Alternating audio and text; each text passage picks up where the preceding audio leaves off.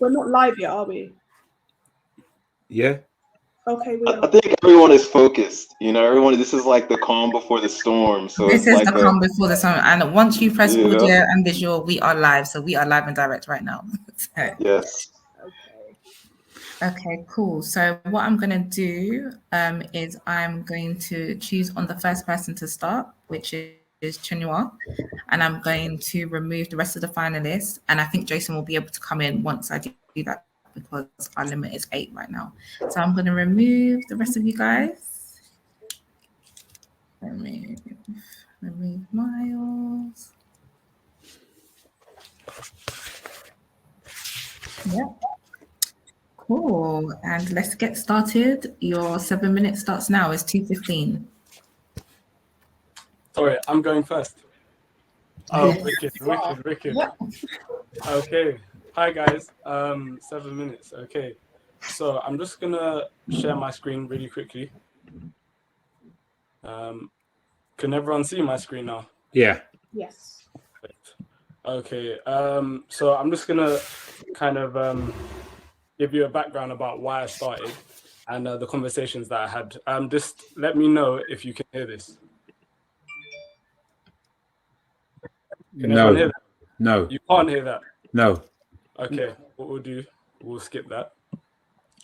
Okay, I'm going to go right onto my pitch deck. And, okay. So, Dad App helps you find and connect and meet with like-minded dads nearby. And it's a mobile app. So, the problem that I encountered was that 78% of all suicides in the UK are men. And that's too skewed for it to be a coincidence. So obviously the support is it's not balanced because for 78% of all suicides to be men, there's clearly a problem that needs to be addressed. And there's a lot of focus on mental health. And I feel like a lot of people should be awake to this obvious problem. 57% of dads say that they felt emotionally unsupported when they first become a dad. And 46% of the lowest income dads reported a lack of good fatherhood role models. In our community specifically, I think we are all aware of the pitfalls of a lack of good fatherhood role models. So I feel like this is a good problem to get addressed. The solution, community, is a big word in our community. An online home feed to share experiences and ask questions regarding fatherhood. Location-based, so online to offline, creating real-world relationships. And I feel like now that COVID is hit, this is more important than ever because whilst everything is going online and things like this are able to happen, and we're very thankful for like virtual resources, real world meetups are still very much important for mental health and just for the quality of life. So that's why whilst we incorporated an online resource that people can tap into, like a Twitter type of thing.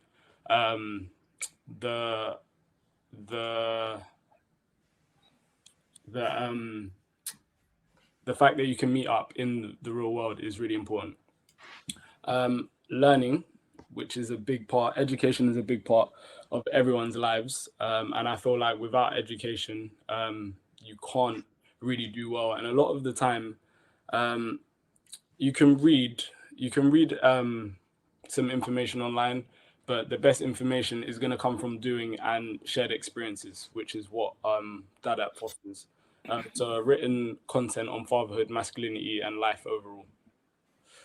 So as I said before, the product is an app. We've already launched. It's on the App Store, it's on the Play Store. There's thousands of downloads. There's already thousands of dads using it. And I'll go on some more about that.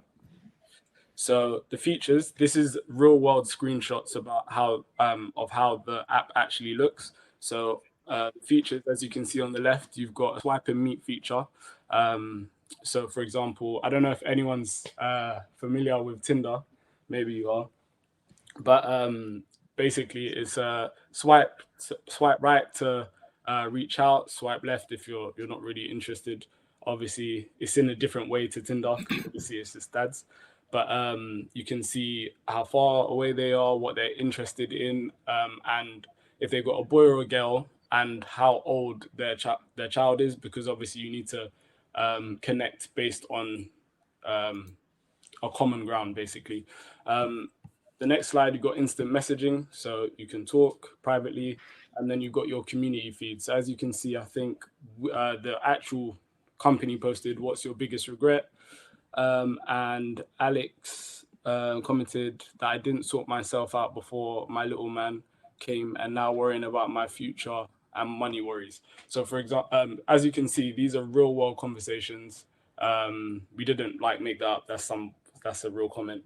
And it's just things like this that people don't really, men in general don't talk about. My personal background, I used to be a professional footballer, and I know I've witnessed like real world changing room sports conversations where we're not really having these conversations, but we're all devastated when a man takes his own life, and we're thinking, and we ask these sort of questions like, why did no one see the signs? And it's these sort of platforms what are really important to highlight the fact to men overall, and dads specifically, that there is an online safe space where they can share their thoughts and concerns. And obviously the last feature is in-house content.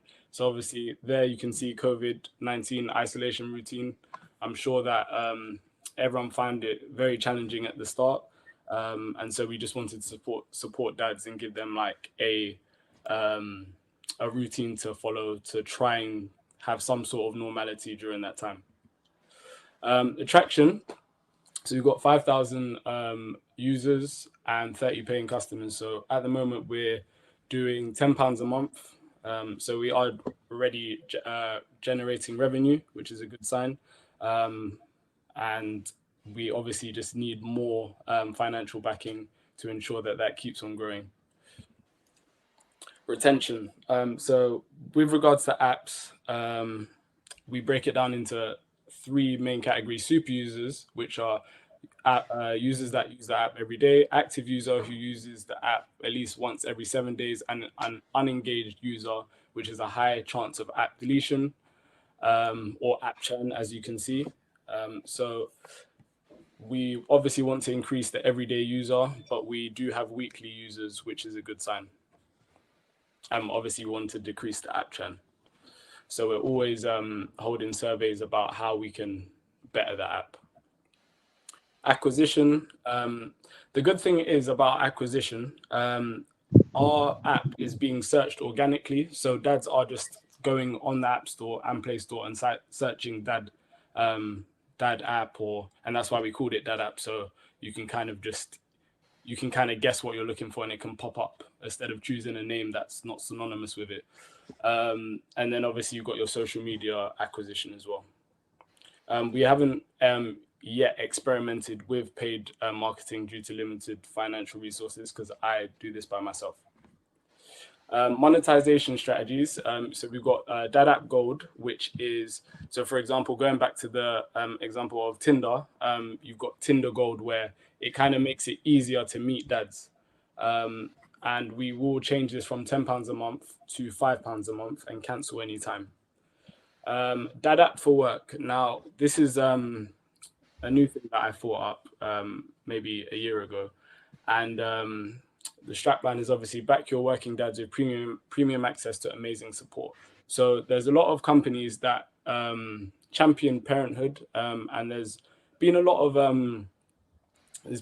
of focus on not alienating parents when they become parents, and trying to offer some support. So one monetization strategy is to target companies, larger companies, to say, if you truly care about paternity and maternity, why not invest in Dad App for Work and give the dads of your organization access to Dad App Gold? So that's a monetization strategy that we thought up.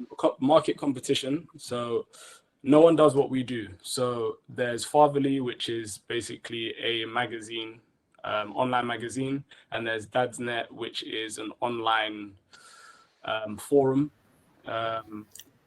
Chinua, I'm just going to chime in. You've got 1 minute because the judges need to ask questions. Sure. I'm gonna. Okay, so this is our market competition, and then the mothering market. We've got your user persona. So we've done like deep, concentrated analysis about the type of user that we're going after. And these are the market trends, so physical and mental health.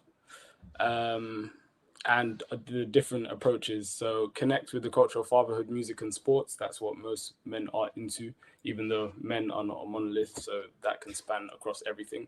And then, so this is the team. As you can see, I'm a first-time founder. I haven't got a CTO, I haven't got a CMO, but this will happen all in due time. The future roadmap for 2022 is a big year for the company, is to redesign the app, hire a brand and community manager because it's all about community. And by April, we want to be generating 10K a month. And that is it. So I'm going to come back so I can see everyone.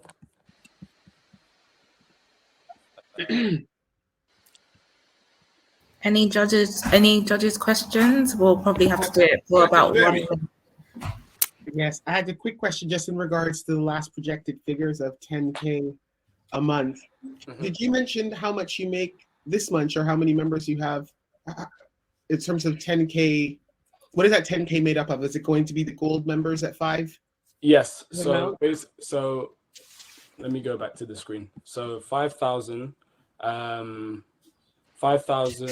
users times 5, and then the rest will come from the DADAP Gold monetization through the corporations. Okay. So you need 2,000 paying customers paying £5, yeah? Yeah. But at the moment you've got 30. Yeah. Cool. How do you plan on marketing this app? What do you do already, and what's like? So as I said before, so it's all organic search, and then word of mouth. Once people come on the app, people are sharing the app. But obviously, with lack of financial backing, I need to be doing organic social media, which we do already, but also paid. And with Instagram doing their algorithms, it's becoming increasingly hard to reach more people. Yeah, for sure. What about like creating content?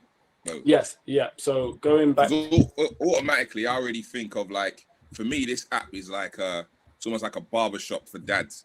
Yeah. Do you get what I'm saying? That's what I see, and I could see content out of that straight away. Even just setting up like a podcast that would just for men to sit down and speak just how they would speak in a barbershop. Do you get what I'm saying? In that safe space. So just ideas. Sure. I appreciate it. So I mean that wouldn't really cost you anything. I mean, because there's loads of spaces that kind of give away that kind of space now for podcasting and things like that. You could really jump on that soon. Yeah, and it's funny you say that because I'm planning to have I don't know if you're familiar with someone called Savage Dan, who owns a studio. I know Dan. Yeah. So I'm planning to actually reach out to him to ask him about his podcast space. So yeah, dope.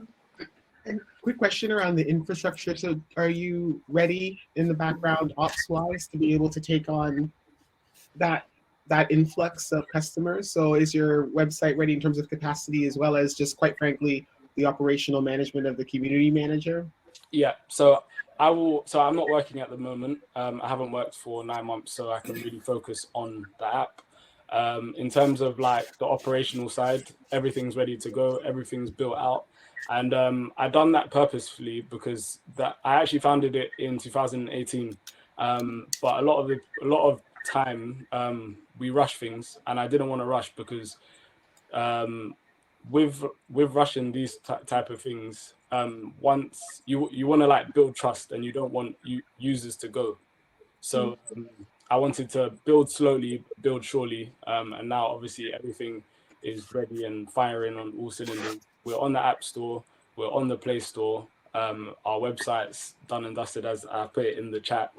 And yeah, we just need more financial backing to basically scale now. Awesome. How many times have you pitched live? Just out of interest. Probably twice, Okay. and this is including. Okay, awesome. So first of all, well done. Given it's your second time pitching. Couple of questions. So it's good to see that you've only had 15% churn actually for an app. That's pretty impressive, given that you're not actually proactively marketing at the moment. So you talked about wanting to move to a space where you're getting 10,000 a month, right? What's your customer acquisition and retention strategy? How are you going to convert your freemium customers into kind of being paid customers? What's your thinking around that? Sure. So 10,000 a month. It was actually 10,000 by April. By April, got it. Okay. 10,000 by April. But yeah, you're right. Sorry, £10,000 per month we want to be generating. Yes, you're right. Yeah. Okay. But yeah, to answer your question, how do I turn the normal users to subscribers? So to answer that question, right now, as it stands, it's £10 a month. Mm-hmm. And it works on a £10 a month, but you're free to cancel anytime, $7.99, and you're locked in for 6 months, or $4.99, you're locked in for 12 months. And whilst that was something, I don't know why I thought of that in the beginning, but now that I'm wiser, a wiser founder, I'm going to change the price to £5 a month. But basically, in essence, I'm going to make it less and offer more. So in terms of content, going back to what Jason said, we will be looking to add a lot of different content platforms, whether it be podcasts, whether it be written articles. And the good thing is about this, because there is a timeline, like Twitter, it's like self-inflicting. So a lot of the times, and I did this because I did it by myself, so I can't write everything because I'm not a dad, but it's like it's user-generated content at the end of the day, so everyone can speak about what they're going through. And I know I'm conscious that you guys have got more people to. Yes, we need to move on to the next. But yeah, thank you so much, Chinua. That was amazing. If there is any more questions, I'll allow the judges, but let's get through the pictures. Sure. And I'm going to remove you now. And since Olu is on the screen, you can go next. So I hope you're ready. I'm having technical difficulties. I'm not sure if you guys can hear me. Yes. Yes, we can hear you. Perfect. I'm going to, I can't share my screen because I'm on my phone. But if that's okay, I could go ahead without a presentation if you guys don't mind. I do apologize. My laptop crashed and I'm having to do it on my phone now. No worries. Go for it. Okay, I see. Yes, go for it. Okay. So my name is Olaoluwa Fashola. I'm the founder and CEO of Casa Vegan Nigeria Limited. I never get tired of saying that, by the way. Casa Vegan is an e-commerce plant-based protein alternative firm focused on using local ingredients, long-term sustainability, as well as developing the African value chain. Currently, we have a team of 2.5. Me as the full-time founder and CEO. We have a full-time operations manager as well as a part-time social media manager. We're looking to grow our team by employing sales and administrative executive, a business manager, a baker and a chef, and a research and development coordinator.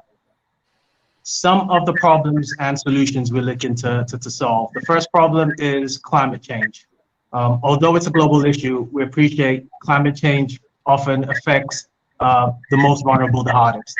Most Africans don't appreciate this due to the lack of basic amenities, awareness, and acceptance.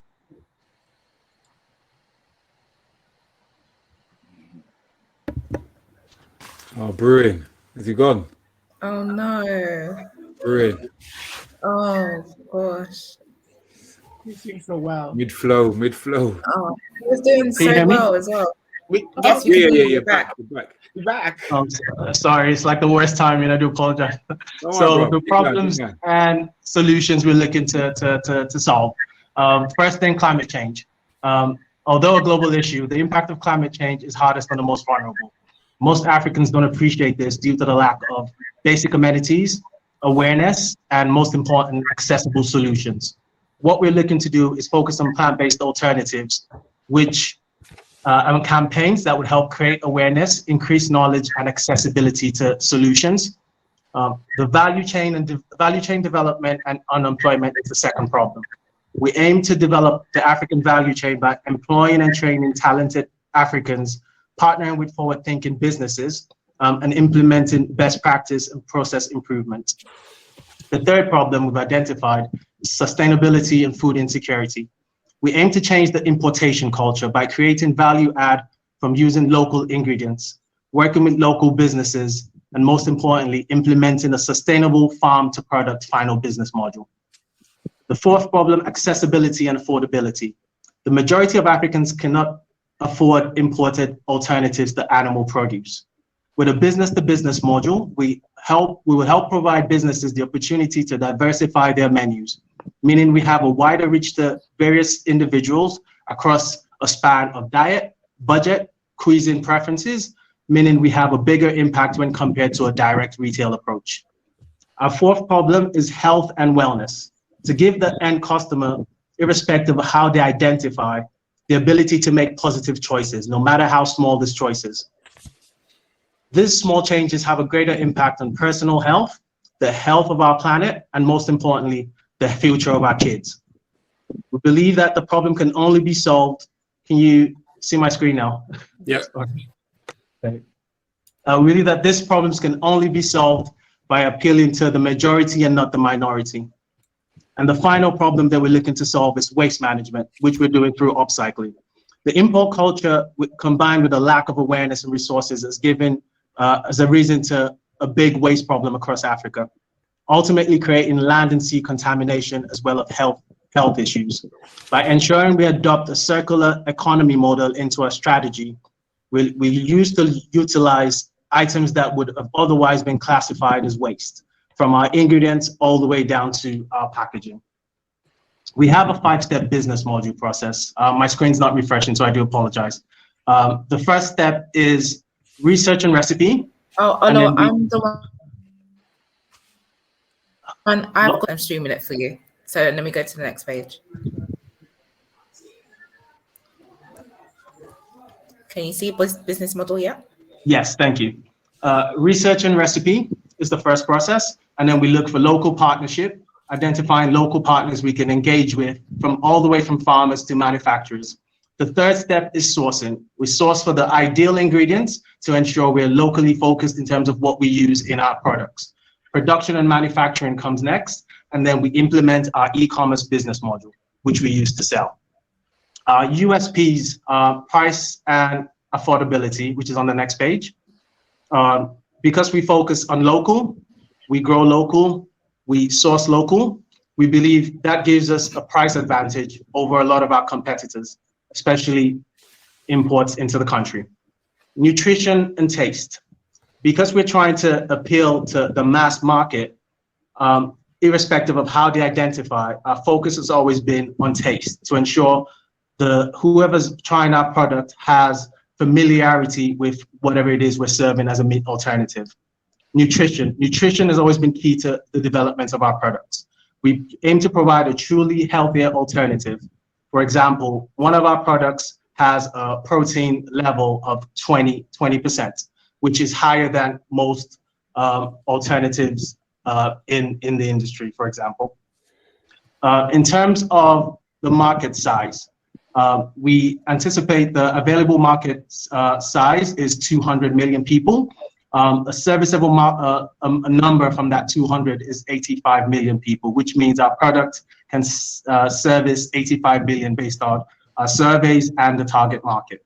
The market value for that available market is 3.5 trillion naira. That's $8 billion, which means if we have a worst case scenario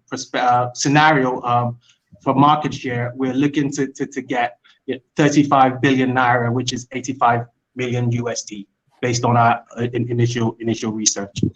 We have two direct competitors at the moment. One is Veggie Victory, which is a local competitor, and the other is Infinite Foods, which are focused on importing alternatives. The pictures you see on the screen now are some of the pictures of our products, which the first one is an alternative burger patty. The first picture is what it looks like raw. As you can see, that looks like an actual burger patty, a meat patty.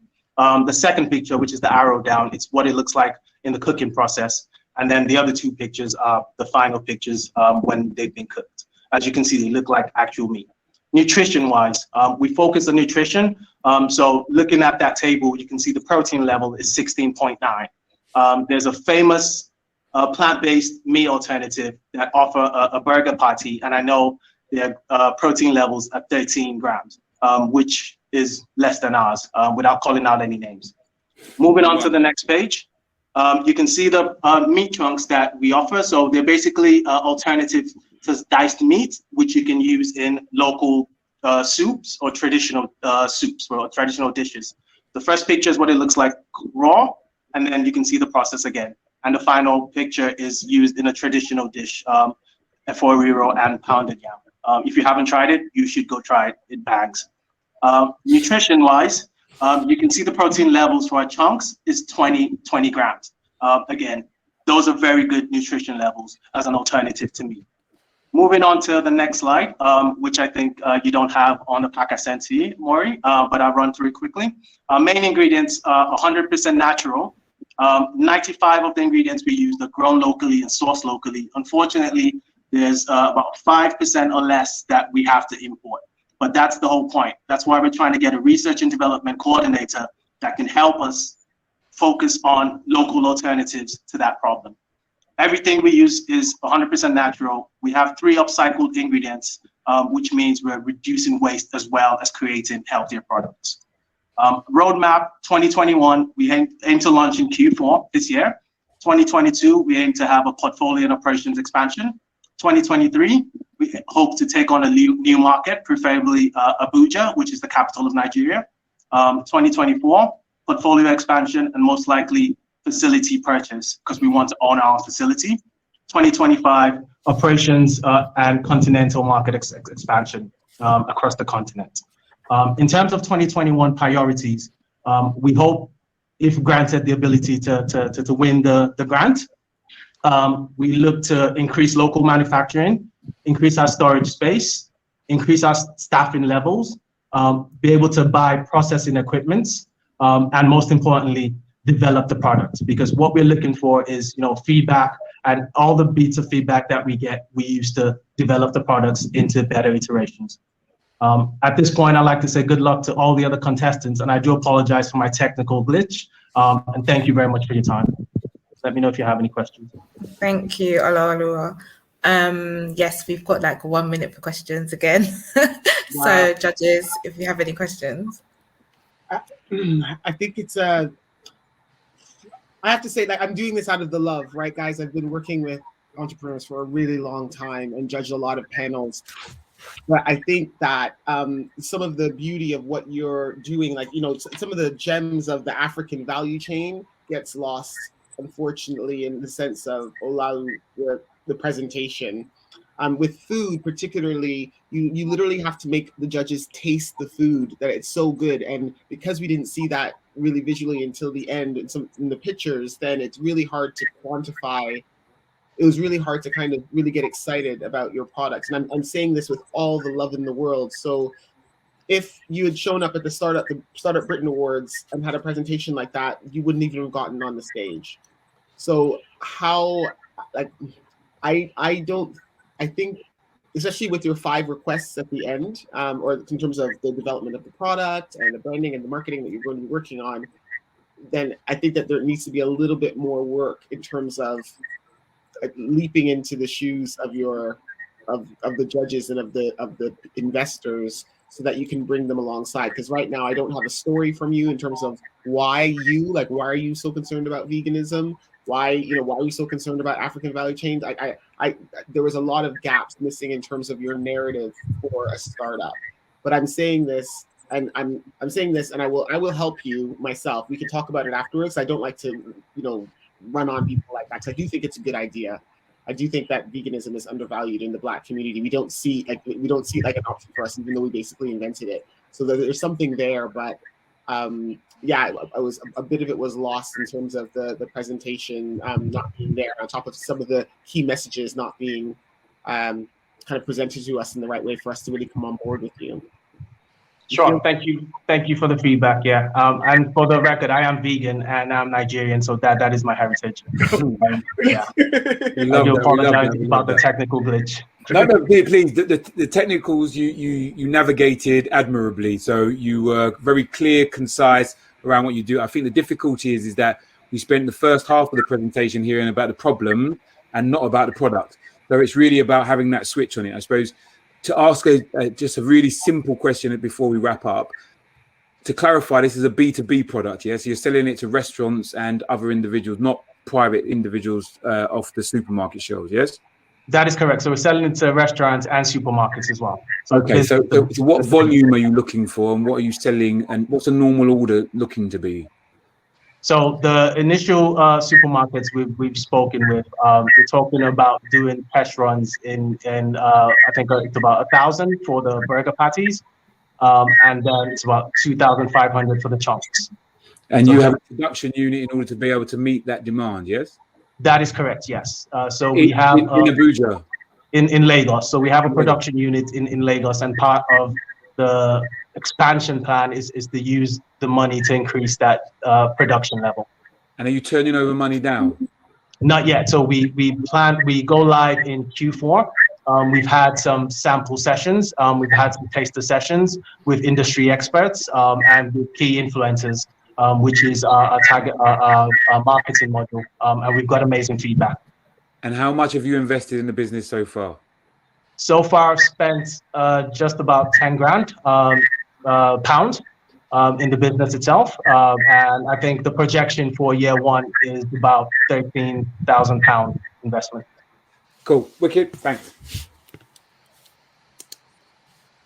Any more last questions before I invite our next finalist? Okay, thank you, Ola Oluwa.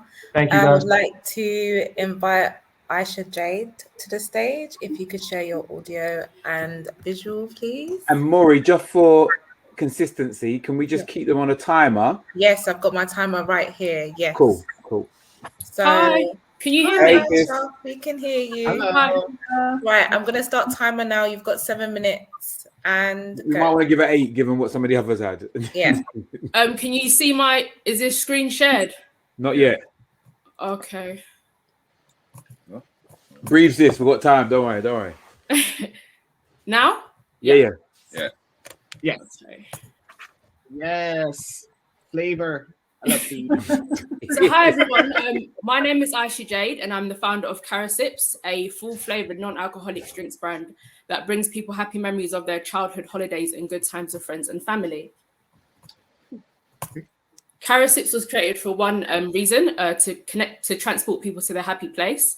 The mission is to become a global leading soft drinks brand known for exceptional customer relations, high quality products, and philanthropy.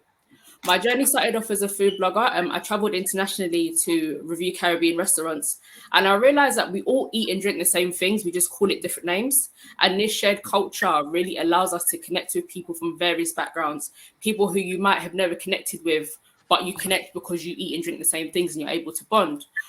For 6 months in 2020, I test traded my idea in various markets in London. I sold over 1,000 bottles to hundreds of customers, and the result was people really connected to the products. People were aware of the health benefits, and some were just happy to try something new. This year, my products went into commercial development so that I can outsource production, and I aim to relaunch within a couple of months. The time for Carasips is now. 20% of UK adults do not drink alcohol. The world has become more globalized. People want to demand, there's a demand to explore other people's cultures through food and drink. Natural drinks continue to grow as consumers opt for a healthier lifestyle, and 55% of British shoppers want more diverse flavors. This shift in consumer preferences is also like a worldwide shift as well. It's not just in the UK, so there's a real global opportunity. There are currently 3 products: Sorrel Spice, which is made from hibiscus, ginger zing, and zesty tamarind. They can be consumed hot, cold, as a mixer. They're all natural and vegan friendly. 3 very distinct flavors. So sorrel is like very rich, it's aromatic, it's fruity. The ginger is sharp, it's sweet, it's peppery. And the tamarind is really unique. It's tart, it's luscious, it's earthy, and it's tangy. They can be paired with a range of food and drink, just a few options, rum, brandy, gin, tequila, and rum. My experience, I have 5 years sales experience in the luxury consumer goods industry. I'm working for brands like Harrods, Tommy Hilfiger, and Sandro. 2 years food blogging experience for my own blog, and then writing also for my local paper, writing the food columns and also some other articles about other topics. I currently have 2 advisors, Garfield Robinson from the Voice Media Group. Garfield's also my mentor, so me and him just go back and forth on ideas for the business. Pippa Bazalgette is helping me to refine my pitch to investors, my go-to-market strategy, and also my branding. My target market, so B2B2C, is premium eateries, independent stores, hamper companies, Amazon, and retailers like Ocado, Holland & Barrett, and Whole Foods, who I aim to contact in a couple of months once I've relaunched. And direct to consumer is people who travel. My products are popular in Africa, Asia, the Caribbean, Middle East, countries that really rely on tourism. So people who travel are aware of these flavors, people who are foodies and love to explore different flavors, people who grew up with the flavors, those who are health conscious, and people who earn around 20K plus a year. My advantages and points of difference. The cultural significance, as mentioned before, my flavors connect to people all over the world. Like sorrel is also known as Bissap, Zobo, Sobolo, Karkade, all in different places. They're used as everyday health drinks and for special occasions. The experience, I aim to host a range of tasting events and immersive experiences to really hone in on that unity that I talk about that my brand represents, and for people to really experience the products. I also aim to collaborate with new brands on products just to really keep the brand fresh and launch limited edition ranges. The way my products make you feel, when I was test trading, I found that after one sip, they would tell me how it made them feel, aided digestion, it supported their immune system, and they would actually tell me the health benefits of ingredients like hibiscus, like tamarind and ginger, so they're very aware. Marketing and sales, I aim to use a range of marketing strategies, paid social ads, influencer marketing, PR, pop-up shops, sponsorship, along with traditional marketing like info leaflets, words of mouth, and sampling. I'm also already set up to sell on Amazon and my own website and Fine Food Angel, which is like an online catalogue that works with independent stores throughout the UK.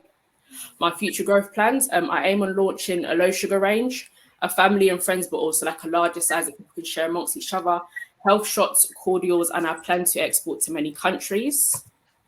How the money will be spent, £500 will be spent on pre-launch social ads just to raise brand awareness before I actually launch my products.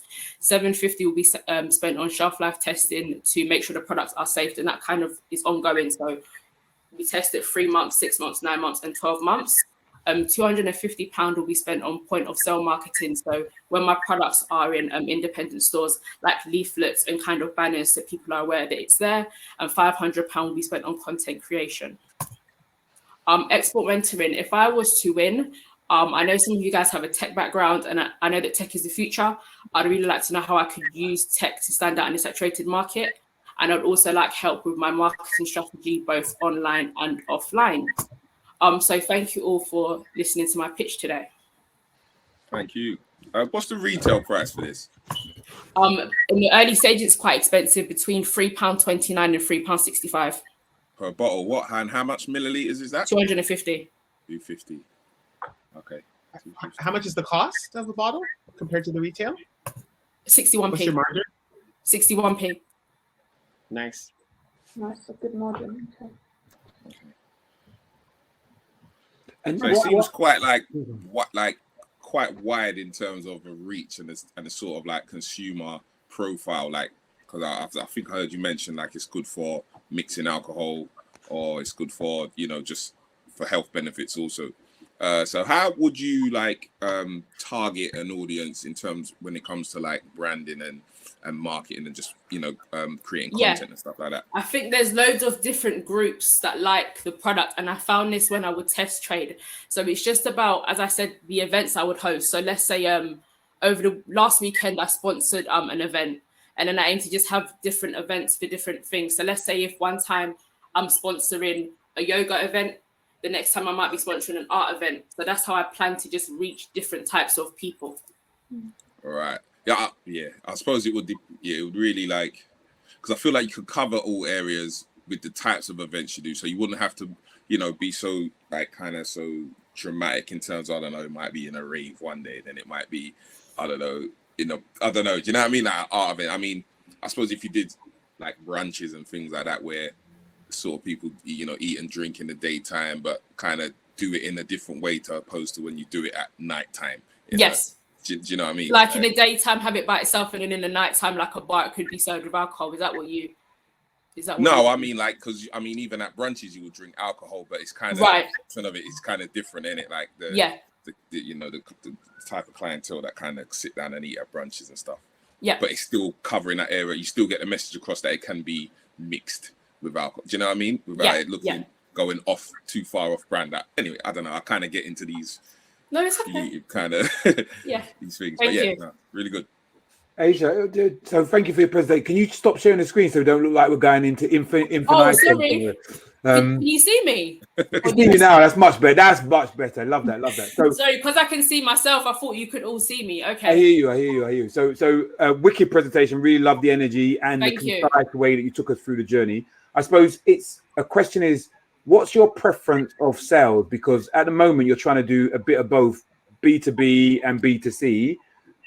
What would be your focus choice and why? In the beginning, I would say B2B2C independent stores and also online. But the reason why I've made focus is more on B2B2C is because of acquisition costs. So on like social media ads, it can get quite high, and you do have to spend a bit before you can really bring that down and start to earn money on it. So it would be more B2B2C just because it's cheaper to just get it out there in the beginning. Yeah. And have you spoken to any buyers at any retail stores in terms of testing stuff? Do you mean like independent stores or like big retailers? Larger retailers. Not yet, no. Okay. But I do plan to once the products have relaunched. And why? What's the reason for the relaunch? Do you mean for me to wait to speak to them, or why am I relaunching? Yeah, why are you relaunching? Oh, because I made the products from home and it's not scalable. So this year I gave my recipe to a product development. They develop it to make it commercial because there's just certain things I can't do at home. So that's been happening since April. Okay. So yeah, it's going to be production. Are you still working now? Yeah. No. You're not working now? Not right now, no. Okay, cool. Thanks. Awesome. Thanks. Can I ask you guys a question? Sure, go for it. Can I please send you all a gift box? Because I don't want anything from you. No, sis, stop there. Send us an invoice and see who buys the thing. No giveaway. This is not a giveaway world. Why? Because I'll buy a box off you. You're a businesswoman. You're not giving away. Yeah, but I haven't launched yet, and I've got these like PR boxes that I send to like buyers and people, and I wouldn't mind. Okay, wait for the PR. Send me your invoice, and I'll buy one from you. Okay, Melanie, Jason, and Chanel. Yeah, sure. Yeah. You guys some time on Greedy. Yeah. I partly live in the Caribbean, so as soon as you said sorrel, I was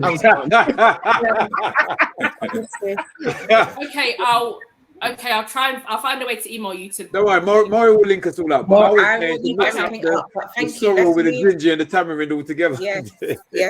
I will link that all up. Thank you so much for your time, Aisha.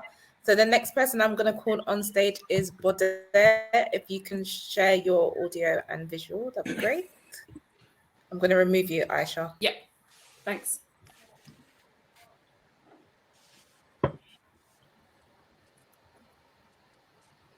Bode, are you here? I'm here. Hello. Welcome. Okay, get your presentation up, and then I'll start your timer. Okay. Let me get a position. If you share your screen with the monitor with the red line across. Yes, I can see it. Share. Do I need to click? Okay, cool. Oh, okay. Yes, let me get. Okay, so I can start the presentation now. Yep. Are you ready?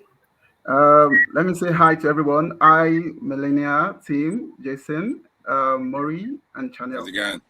Hi. Yeah, I'm very fine. So I'm ready. Are you ready? Ready? Yeah. Okay, amazing. Okay, hi, Bode Chris. I'm based in Johannesburg. I'm the founder of Johannesburg, South Africa. So I'm the founder of Business Expo. Every economy in the world right now, they are faced with one important question, and that is, can small businesses fail less? So this is because, and this question is a question that 400 million SMEs all over the world are asking right now, just because of the COVID. 9 out of every 10 businesses starting today are going to be out of business within the next 5 years. And 5 out of every 10 business starting right now are going to be out within the next 1 year. And the COVID-19 pandemic made it even worse. It made it very crucial that if any business is going to survive, they have to figure out how to move their business online, digitize their brand identity and all their brand documents. And most small businesses don't know how to do this, and those that figure it out, the solutions they find are usually very unaffordable. So Business Expo is trying to help small businesses to succeed more by providing them with a social platform where they can easily create a digital office for free.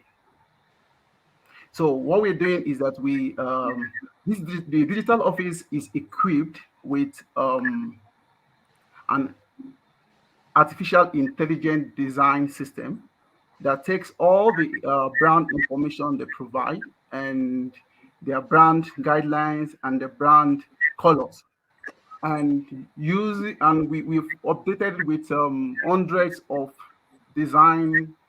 professionally designed templates for business documents, which includes your logos, your business card, your letterhead, your flyers, your social media banners, your invoices, quotation estimates,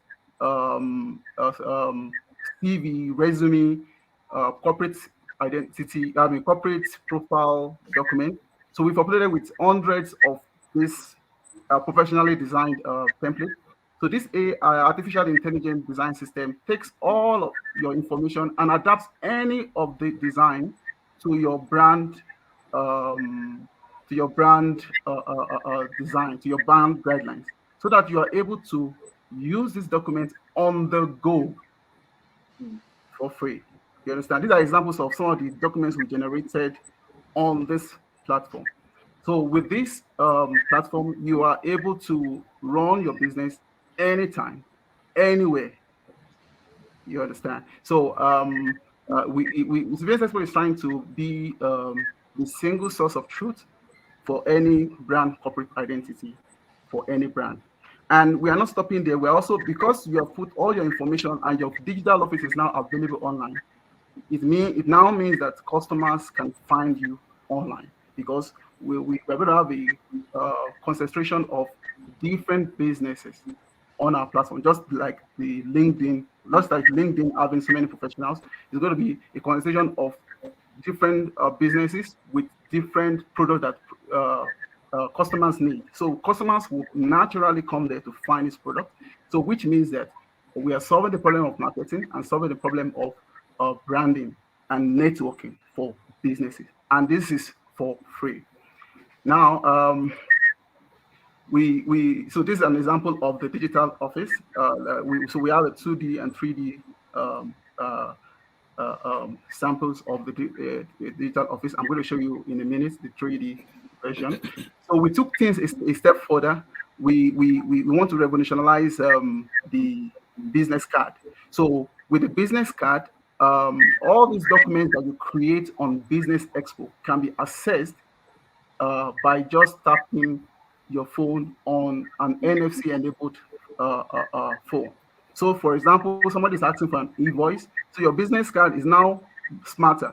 So you can now send them an invoice by just tapping on their phone, just the way you pay, you use your Apple Pay to pay for goods at the store.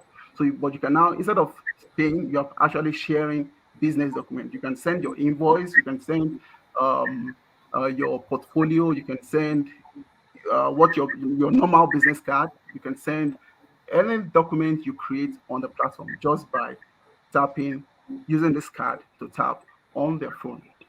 We have, let me quickly show you a video that of our test when we were testing.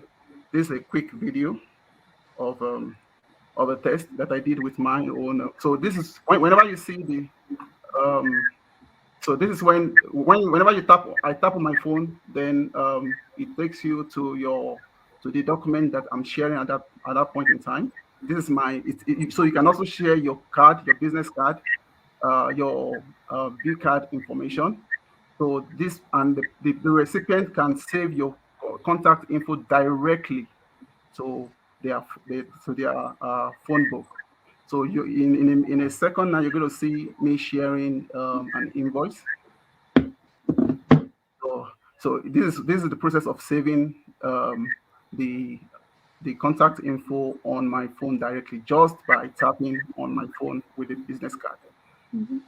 Then this is me sharing. What's this now? I think this is me sharing an invoice. It's going to share an invoice now. Just hold on. I hope everyone is seeing this video. Mm-hmm. Okay, cool. This is me sharing. This is the invoice. So, and you can see the invoice is adaptable, like it's responsive. Every single document that you create on our platform is responsive to any platform, any device which it's being viewed on.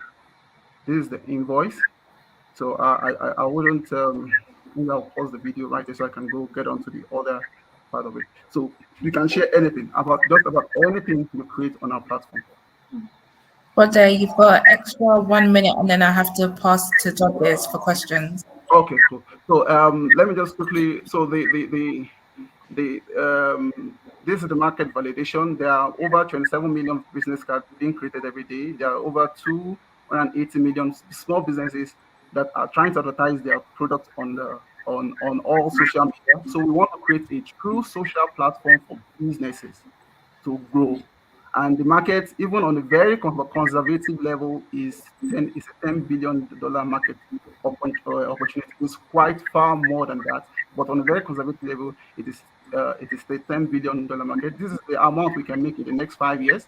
We are going to be making, with the way we monetize is by adverts, subscription, and subscription and selling of premium templates. So with the advert, when somebody sends an invoice, we show just the way you see an advert before you watch a video on YouTube. You can see an advert on the side while the recipient is looking at the invoice. There's an advert on the side, so we can reach millions of people every day and show a lot of adverts to them. And the other way is by subscription, because businesses are going to use our platform for free. They're going to get to the point where they need premium, more services, more design.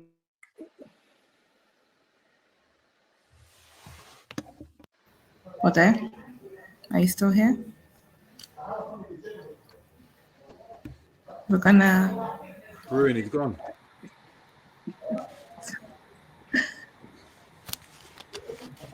Hello, Bode. Connections. To 10 million. Okay. Bode, you're back. But, oh, he's gone. Oh. He's proper gone now. Okay.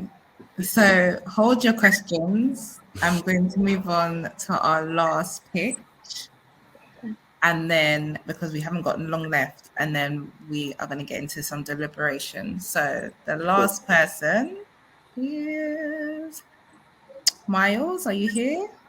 Oh, you're here. Lovely. Set up your All presentation, right. please. Excellent, excellent.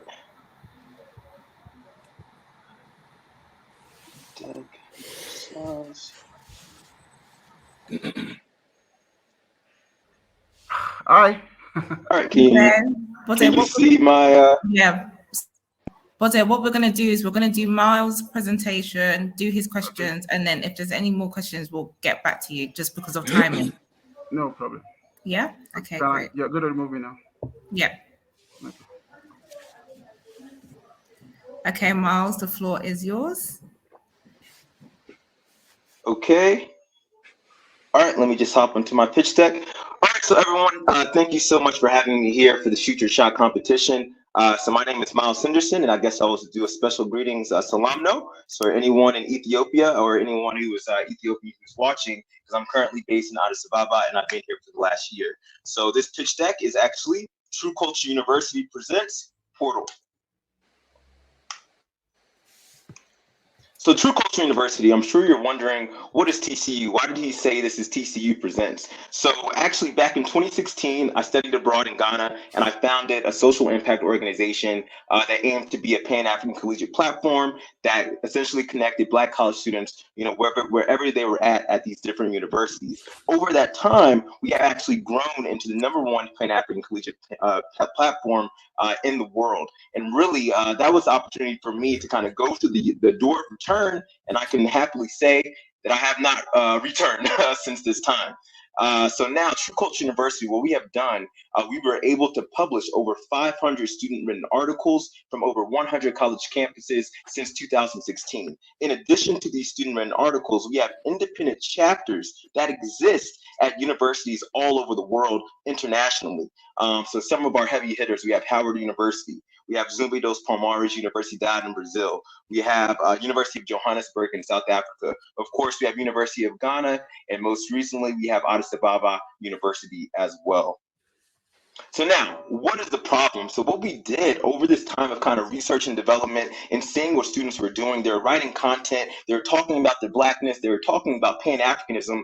What is the issue? We realized there is a global Black collegiate population that is separated and isolated from each other. And this is occurring at a time when the African continent is going through, 1, a digitalization boom, and through 2, their largest youth bulge and will have the largest youth population in the coming future, in addition to the new renaissance of African colleges that are now coming to the forefront and defining their education for themselves. So our solution, Portal, a digital platform that allows Black students to connect both locally and globally with a multitude of features that we are very, very proud to get into. And let me do that right now on my next slide. So essentially some of the core components that we have here, a student community network. So now no longer are these students isolated, but they're able to engage, seeing what's going on at their university all in one concise place. They know all the organizations that are there that deal with Black students and deal with the issues that they care about. They have a shared calendar, so there's now no more excuses for not being able to make events. And what we are most excited about is the user ability to upload certified articles in this attempt to create these Black campus news networks. So now, if I go to University of Ghana, I can upload article content that can be seen from students also at Addis Ababa University, and that just has the ability to just grow and grow and grow. In addition to these student news articles that we're going to be kind of publishing as part of this, that ties directly into our proof of concept. The 500 student-written articles that we have already published, you're also going to have a social feed that allows students to discuss and talk about it and determine, what do they want their Pan-Africanism to look like? What do they want their unity to look like? And kind of getting everybody on the same page through the creation of infrastructure and communication. Now, so here's actually the MVP that we have built over the last year, or over this time. What we were able to do is we actually crowd raised about 20,000 USD in terms of developing our mobile app. And so that with that 20,000 USD, this is what we were able to do. So the first thing that a user will come in and see is a university page. At the university page, they see all the student user content that has been created. So it's kind of like this news hub, an online Black campus news network, or a Black newspaper is another way you could think about it. It also has their own campus calendar, as well as all the organizations accommodations that school offers as well that are within the interest of the app.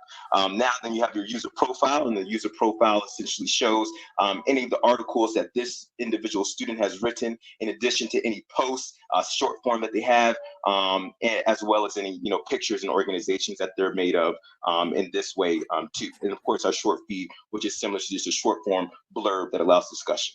And so this is something that we're really, really excited about that I think makes us stand out, is we are going to encourage prompts. So like, let's say there's something going on in Ghana that is really important. We can put out a prompt as part of the article creation process, so everyone will get a notification. What's your thoughts on A, B, and C? And now that will come right there, and they already have kind of that little inkling to go ahead and write that quick article so you can get that published. In addition, we also have editors. So this is not just a free platform. This is a platform where we're going to have editors that we're going to train, who are also going to be college students. We're going to be targeting journalism departments. And with that, these editors can actually get in front of any content that can be divisive and kind of encourage violence on the content, which is an issue that we're seeing with social media platforms right now, particularly in Ethiopia and other areas where these things are kind of going unregulated. So our target markets that we have right now, we have TCU chapters established, as mentioned before, at the University of Ghana, Howard University, and Addis Ababa University.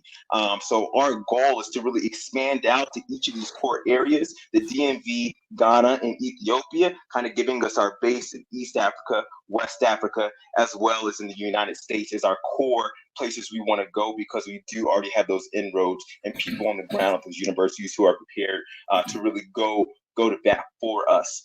And one of the reasons I'm actually Addis Ababa is that Ethiopia has the highest number of universities on the African continent, and they have that proximity to the African Union as well. I'm going to get a bit into that too.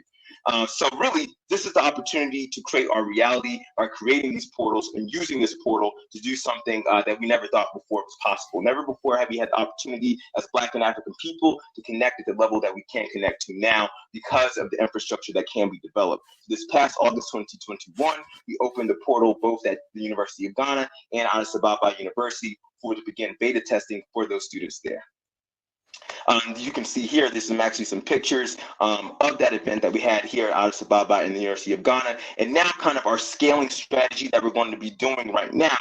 True Culture University is actually a premier partner in the Marcus Garvey Bronze Project. And we're working with the son of Marcus Garvey, the only living son of Marcus Garvey, Dr.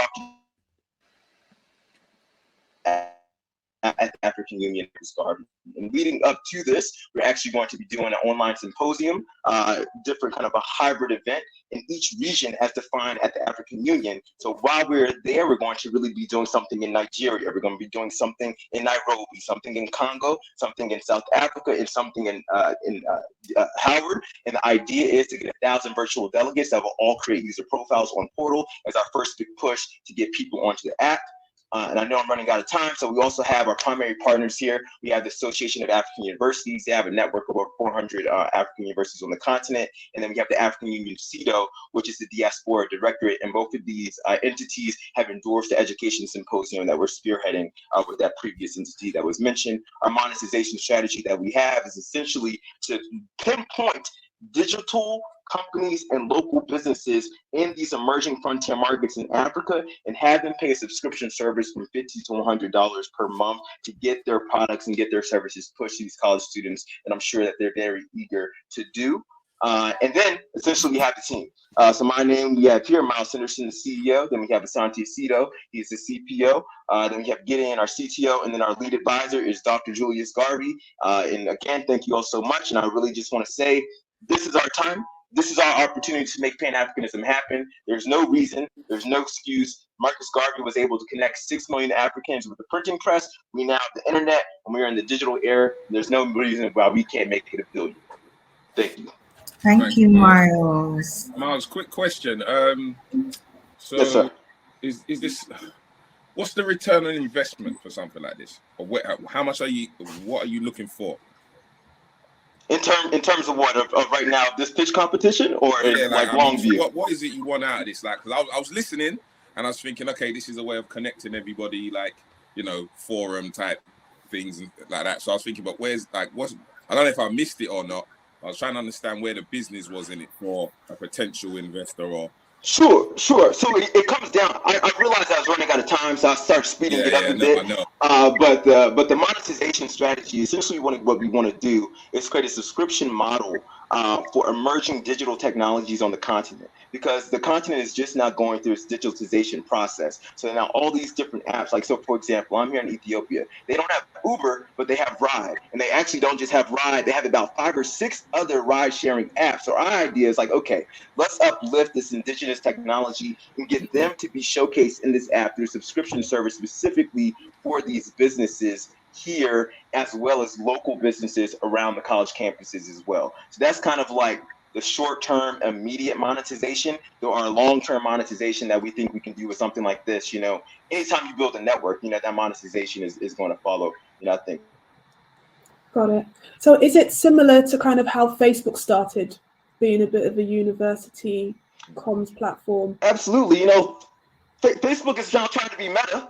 Let them go be Meta, and we're going to kind of come get the back end of what y'all left, what y'all left behind. I don't think they really consolidated, this African university situation. So let us kind of be the ones to come in and build this infrastructure and build it in a way that is representative of us and the goals that we had laid out for us, centuries ago. Because right now we're in the 1920s, or we're in the 2020s, and Garvey's movement, the largest mass movement of Black people, was 100 years ago. And now kind of look at just what we're doing. This entire event is kind of really about developing global infrastructure for Black people everywhere. So I think it's just really looking at what we can do, seeing the strategies that work, so that we can kind of meet the goals that have already been identified for ourselves. Got it. And so beyond this pitch competition, are you raising money? Yes, no, we are. So we are in talks with investors. So we're still kind of, figuring out how we want to do that. With regards, to the round, it would be a seed round. We did kind of our family and friends. We were able Can to raise anyone about see Miles, 20,000. or has Miles gone? No, we can see him. Miles is still there. Yeah. Okay. Carry on, Miles. So we did do that.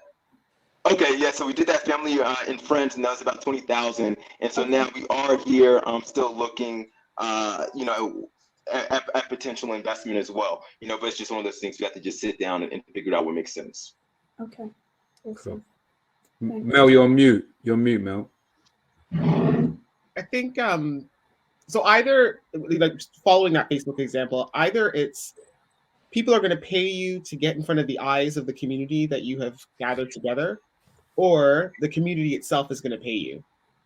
That's how you have to make money in terms, like, there's only 2 ways to make money in terms of a network model, right? Like, and so how are you, is it that you're going to be basically Facebook, where they don't pay us, but they charge the advertising companies to get eyes on their stuff? Or is it going to be that you're ever going to have a membership model? Because the problem is, if we're talking about Black, we're also talking about, your authenticity, you're linking to the community, and, not kind of seemingly taking advantage of the eyes of this community, because we're very sensitive about these things. Yeah, no, absolutely. No, I think so. I think you bring up a great point, and I think that's the whole reason of why we're targeting specifically the frontier businesses in the African continent.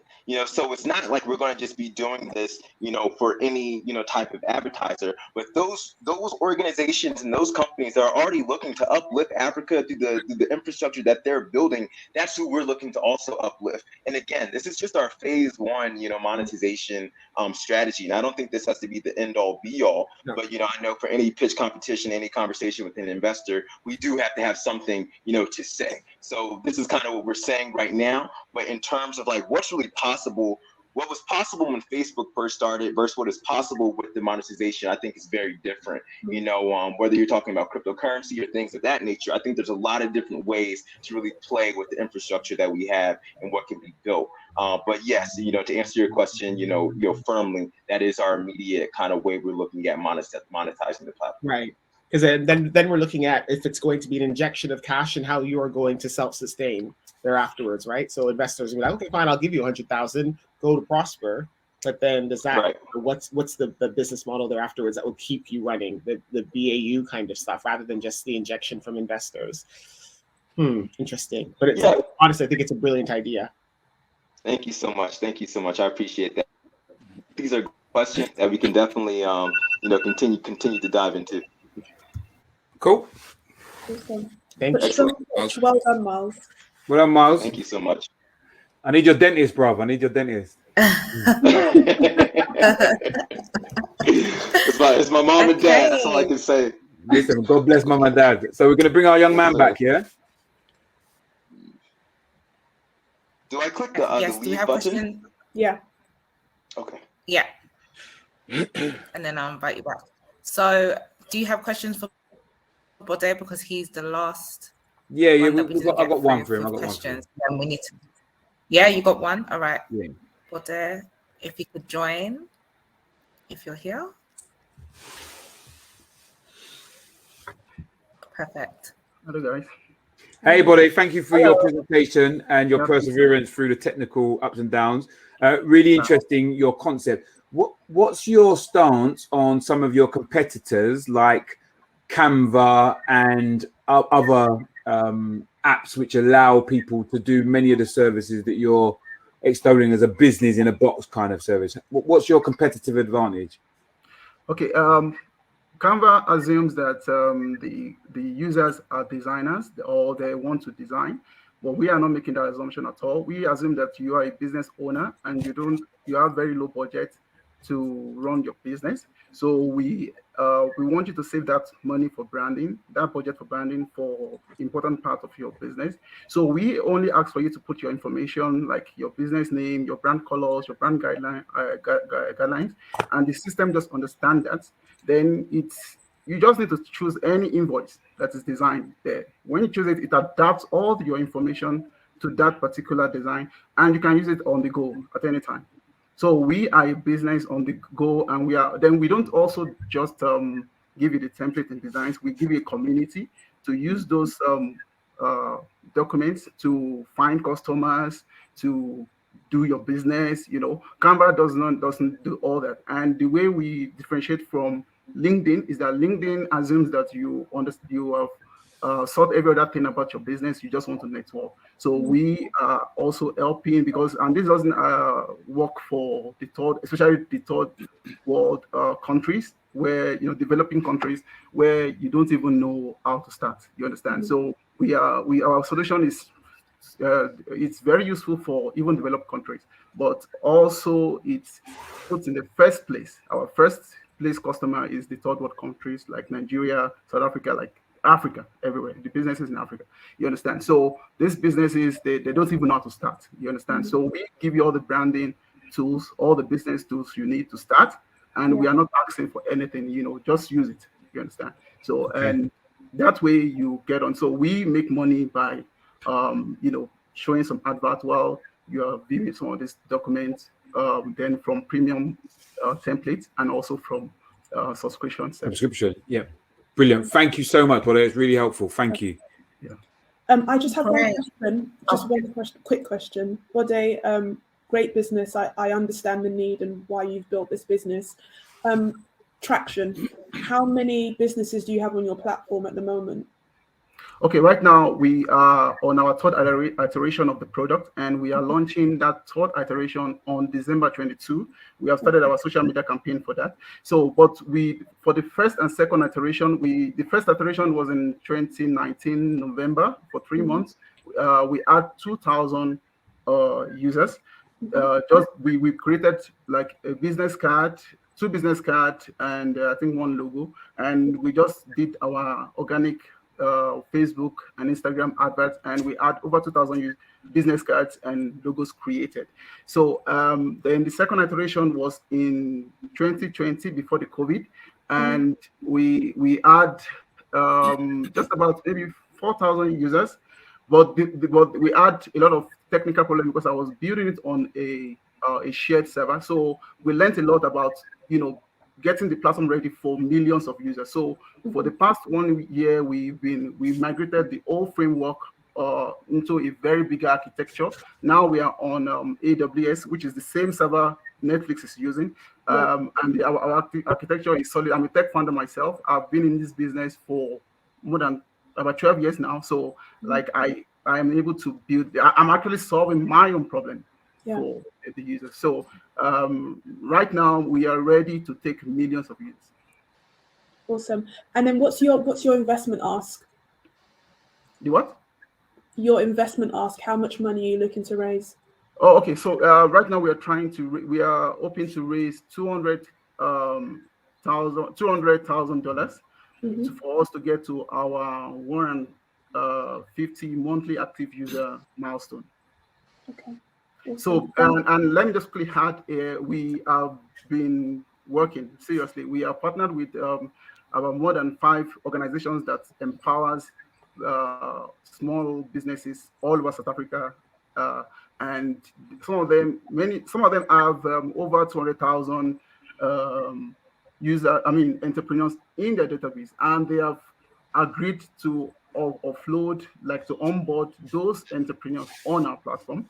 That's one. Then 2, on our email list, we have over 100,000 emails right now on our email list. So which we're going to start with from December 22. Awesome. Thank you, Bode. Okay. All right, thank you. Thank you to all our finalists. So what I'm going to do is...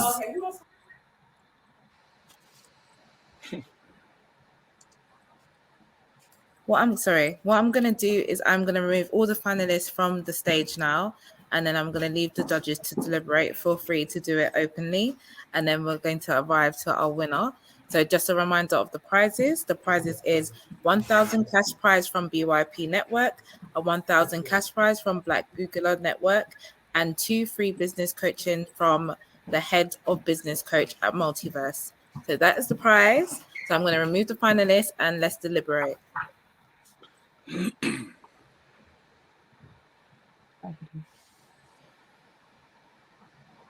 Right, judges, let's get to it. So do you want to start in order, or? Quick question before we get into it. Are there 3 individual prizes, or one winner gets all 3? One winner gets all 3. Okay, got it. Okay. Let's give it to the drink lady. That's my deliberation done. Okay, Tim. I agree. I agree too. Seriously, yeah. And then just another. I was kind of like the dad app as well, because I see a lot of opportunity what he can do with that in terms of getting it out there and really spreading the word of that. And he's done well on his own so far. So, but he's got a good brand. He's got a good brand. It looks good. Guys, I really think he can really utilize. There's a lot of boys and men in the scene, even that just like you see it with the rise of all the podcasting now, and the types of people that do podcasting now, like ex-roadmen, ex-this, that. Do you get what I'm saying? Are really learning to express themselves now. So I feel like an app like that maybe sponsor a show like that or creates its own show would really get traction in the podcasting world, for sure. Agree. But our young lady, I think she's heads and shoulders above the rest. I liked how it was easy to understand and to the point. Good energy. She did give me confidence in terms of if I was going to give her money tomorrow, she would know exactly what she's doing with it, and I would see a return on investment. I think with the others, there wasn't that indication at all. Like I think they are good ideas, but as Jason said, just a little bit more development of what the ass you're going to do after you get the money. I just needed a bit more of that before I hand them £1,000. Where Aisha was just like, I'm bam. Yeah, but I really liked Business XPO actually. I think that business has huge potential. It's definitely solving a need. There's so many SMEs on the continent. And you know what? As a business owner, I'm lazy. If there's a platform that can design all of that stuff for me in one go, I'm for it. When I was reading it yesterday, there's definitely a need for that for sure. And you know what I love? He's very technical and he's taking the learnings and he's improving and trying to get better. But I agree. For this, I'm with you, Tim, for this one. Aisha was amazing. I'm going to speak to Business XPO actually, because I really... Do you know the only thing with Business XPO? The reality is that all the things he's offering are available individually. So I like the amalgamation of them into one-stop shop. Yeah. But let's not buy into the rhetoric that Joburg is behind the curve, because it's really not. Ghana's not behind the curve. Nigeria is not behind the curve, right? There's a lot of good stuff and a lot of very successful businesses.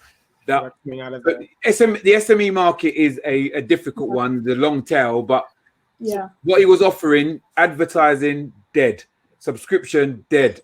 These are hard things to make money from now, right? So I just think you got to be real with the guy, because the thing is, it's hard, right? So if he's trying to say that, because I Googled, there's like 20 of the touch mobile phone cards. Canva's out there now for free. So everything he's offering, he can't secure from anybody else doing the same. So it's just it's a difficult one. And Africa's not the distended bellies back in the third generation kind of thing. We're not on that. We're not on that. Well, I'm not on that anyway. I gotta say, I'm actually questioning I like the idea of it, but all the entrepreneurs that I know don't go into portals or channels. None of them do. None of the successful ones. Like I'm not like even with, like you guys are just too busy, right? We're just too busy. None of us here did that. None of us here did that. I don't know any of them who did that. Like I think even if you think about like say Y Combinator or Goldman Sachs 10,000 businesses or whatever, like they don't log into to platforms anymore. No one does that anymore. True. But I don't think that type of business is who he's targeting. So I think the tail, to your point, that's where what type of I thought he was targeting small businesses. Yeah, SMEs. So like not necessarily the aspiring unicorns of the world, kind of just the regular business owner on the continent that maybe doesn't know to go and log onto Canva and all these other platforms, and actually just wants a one-stop shop to kind of do everything. I don't know. Like I did some work in Serbia, like, and you know, Serbia, it's not Africa, but I'm just saying there's a lot going on, right? The platforms, they were just done. When Vodafone wanted to do an SME platform just for like Black people, you know, the Trinidadian roti shop down the road. And the Black people came back and were like, nah, I'm not logging into that. I don't have time. So there's something about the community is fantastic. The learning is fantastic, but you really have to have something like either be a membership, like an elitist membership kind of concept, or money, or something to draw in entrepreneurs. The true entrepreneurs are not waiting around. They're not waiting around. You make do with what you got and you get out and do it. And the key thing that drives you is sales. That's why I like the girl, because she's out on road selling the stuff today. She's not waiting for no one. She needs someone to make it look prettier and get a little model right, and then she's gone. If someone introduced her to Asda or Tesco's and they loved it and she could scale that up, that's her business gone. Simple as that. Done. Yeah. Sorry, who's AA? What? Who is AA? I'm not sure. Where are you looking? I'm looking at chat. Sorry? We've got a comment. There are loads of SMEs that are not inspiring unicorns and still a need for the service. The cake baker, the food vendor, the hair vendor. Yeah. No, sorry. But sorry, is AA part of this conversation? Who else is here? There's 48 people watching. Everyone's watching. We're all in. Okay, so yeah, you're right, AA. There are loads of SMEs that are not the unicorns. I'm not even speaking about that. I'm just speaking about even, again, I refer to the Trinidadian roti shop because I love it so much because it's food.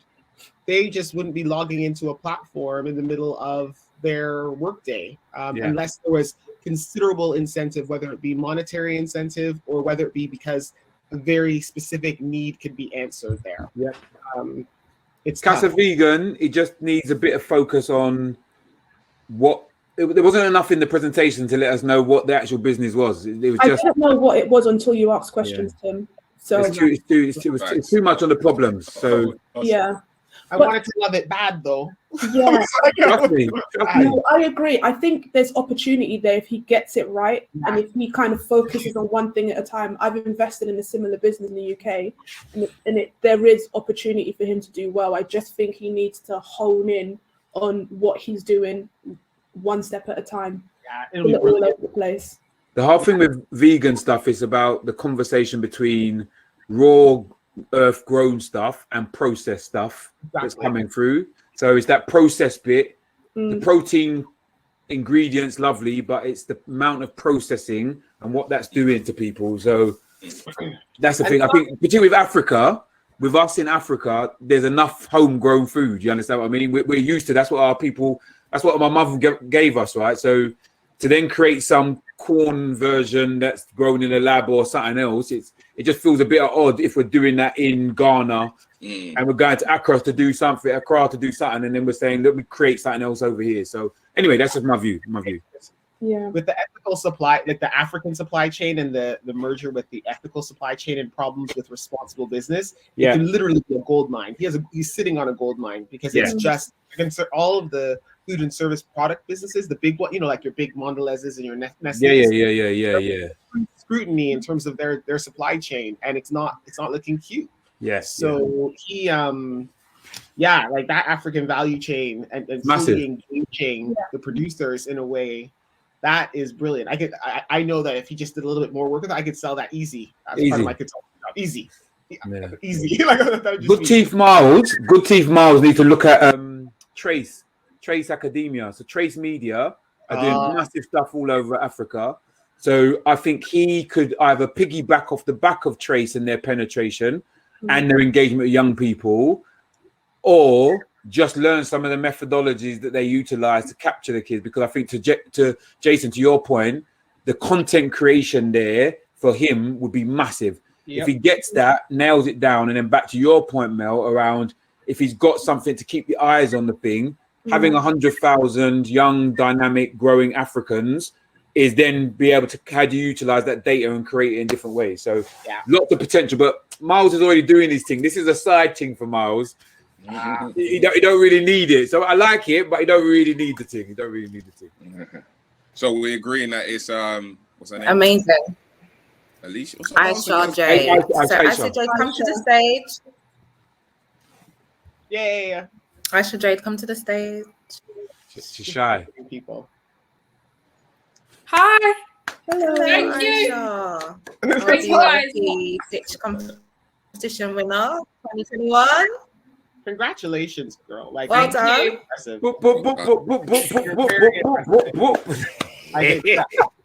we said, like we knew that amazing. Money. You really did take us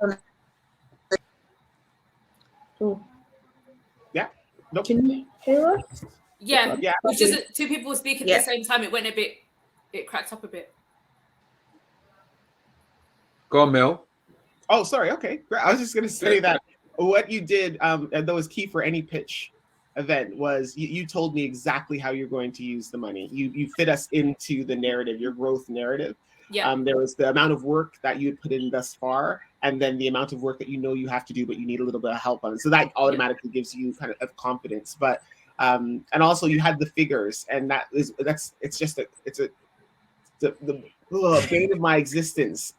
Not many people come to the pitches with numbers. Like you knew the margin right like that, and I was like, that's it. That's the person who's going to study to know, that she's going to make money. She's treating it like a business that it is. Yeah. So congratulations. We're so proud of you.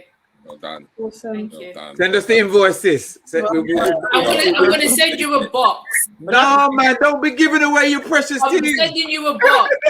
I'm sending you a box. We'll buy it. So Aisha, beyond this competition, what do your future kind of investment plans look like? I am currently raising, and one of my advisors, Pippa, I reached out to her first because I wanted to know what her organization did. She loved the idea. It's just that I was just a little bit too early for what she did right now. So I'm just going to like angel events, trying to meet people who really understand. When it comes to food and drink, because we don't have IP like a tech organization would, for example, it's just a little bit harder to raise up money. So I'm just going to angel events. I have another pitch event December 7th, which is for angels in the food and drink industry. So that's what I'm currently doing at the moment.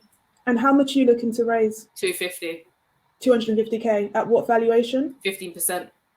Okay. Numbers. Solid. Like it. Are there any food shows happening? Like, I don't know, with obviously the pandemic. Oh, like trade shows? Yeah, there are.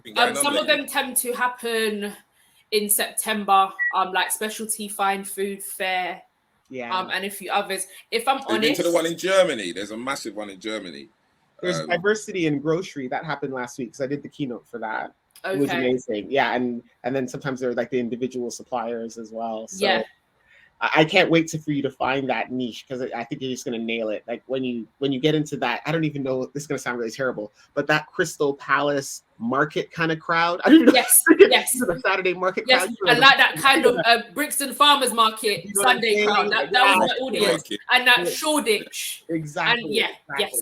So you can get that. And even just, I went to Borough Market this morning, and even there, like you could just people who want to buy who will pay the premium for things like Yes. that. No, for sure. Have you seen about the broccoli market as well? So Yes. Yes. Broccoli market is so hard to get into. Once Because when you're in, people are in broccoli, they stay in broccoli. Done. There's Herne Hill market as well, which is extremely hard to get into. I was in Brixton Farmers Market and I was in Belgravia market. I did a couple in Belgravia as well. But my main one was Brixton. One, girl. I saw the Crystal House one had a few gaps when I was walking through it last week. So okay, I'll try that one because it's very, it's people who want to pay premium, like crosstown donuts and yes, but you know what I mean. Who paying $5? And it's £4 a donut. Exactly. Those kind of that's your avatar, girl. Wait, Aisha, listen to Jay. Jason just said he knows a brethren who just got in the market. Yeah. Just lick up the contacts. Okay. Mr. Melanie just talked about. Listen, this is no joke. This is a serious thing. Let that one slip. I see it. Send out to Cephas. He's got a link at Tesco. He's got a link at Tesco who's looking for products that need to get in. So I'll circle round and find a way. But hit everyone for contact. Bigger retailers like a Tesco. So like right now, I'm more like Harrods, Selfridges, the more niche markets, and like a Whole Foods and Holland and Barrett, because I know when I'm going into places like Tesco's and Sainsbury's, the retail price is going to have to be around half of what it is now. But at the same time, your model will then you can actually get the volume, work out your production supply to actually manage that out. Because if you're doing small runs, then you can't obviously get the product. And they'll do little test stores as well. They'll give you little test stores in your manor. Because you can choose, and then you get but you get your whole family to go and buy out the thing, and then you go out. You know what I mean? So you can finesse it in a certain way. So don't be afraid of scale, because scale you get economies of that. You understand? So yeah. Anyway, enough. Well done. Thank you, guys. Thank you. Proud of you. Smashed it, sis. Well, thank you very much for your time, judges. Thank you. Congratulations to everyone. Thank you so much. Thank you for joining us. Have a good weekend, everybody. Thank you, guys. Bye. God bless. Later. Bye. Bye.